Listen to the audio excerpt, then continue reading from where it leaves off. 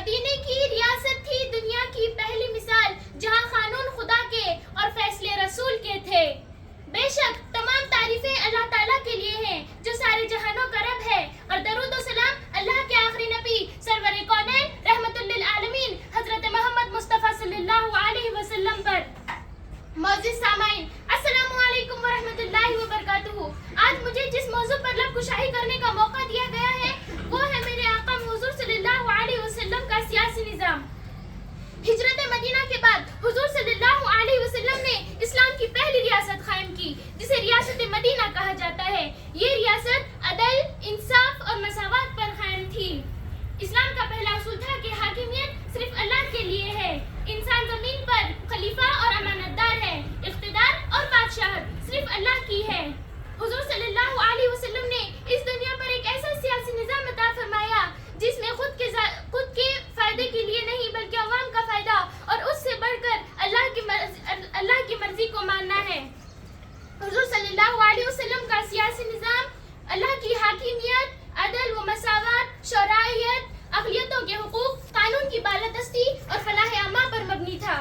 حضور صلی اللہ علیہ وسلم کے سیاسی نظام میں ہر ایک کو مساوی قوانین دیے گئے تھے، جس میں آپ صلی اللہ علیہ وسلم نے فرمایا کہ اگر میری بیٹی فاطمہ نے بھی چوری کی تو میں اس کے ہاتھ کاٹ دوں گا۔ یعنی انصاف میں نہ کسی رشتہ داری کو دیکھا جاتا ہے اور نہ ہی کسی طاقتور کو اہمیت حاصل ہوتی ہے۔ عدل و انصاف کا مینار محمد کا نظام، عدل و انصاف کا مینار محمد کا نظام، ظلم و جبر کے اندھیرے میں ہے روشنی کا پیام۔ حضور صلی اللہ علیہ وسلم کبھی خود سے فیصلہ نہیں کرتے، آپ ہمیشہ صحابہ اکرام کے مشورے سے فیصلہ کیا کرتے۔ جنگ بدر، جنگ احد اور جنگ خندق جیسے عظیم واقعات میں بھی صحابہ اکرام سے مشورے لیے گئے تھے۔ ریاست مدینہ کی سب سے افضل خصوصیت یہ تھی کہ آپ صلی اللہ علیہ وسلم نے وہاں مختلف قبائل کے لوگوں میں مذہبی آزادی اور برابری کے حقوق دیے تھے، جسے میثاق مدینہ کہا جاتا ہے۔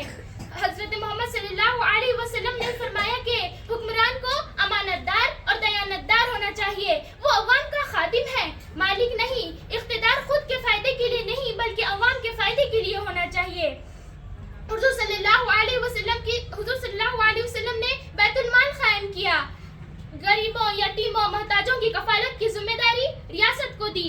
حضور صلی اللہ علیہ وسلم کے سیاسی نظام میں آپ صلی اللہ علیہ وسلم نے بہت سے حکمرانوں کو خط لکھے، جس میں روم کے بادشاہ ہرقل کو بھی خط بھیجا گیا۔ ہرقل نے پڑھا وہ خط نور کی طرح، ہرقل نے پڑھا وہ خط نور کی طرح، حق کی صدا گونجی تھی طور کی طرح۔ ہرقل نے پڑھا تو دل کانپ اٹھا، ہرقل نے پڑھا تو دل کانپ اٹھا، اور حقیقت کے جلووں سے آنکھ نم ہوا۔ حضور صلی اللہ علیہ وسلم کے سیاسی نظام میں جنگیں بھی تھی، معاہدے بھی تھے، امن بھی تھے اور بین الاقوامی تعلقات بھی تھے۔ اور آج کے اس زمانے میں بے اصولی پائی جاتی ہے، نہ جنگ میں اصول ہے، نہ صلح میں اصول ہے، نہ معاہدے میں اصول ہے اور نہ ہی صلح میں اصول ہے۔ ماشاءاللہ میرے آقا نے ہر اصول پر پوری طریقے سے اتر کر دکھایا ہے۔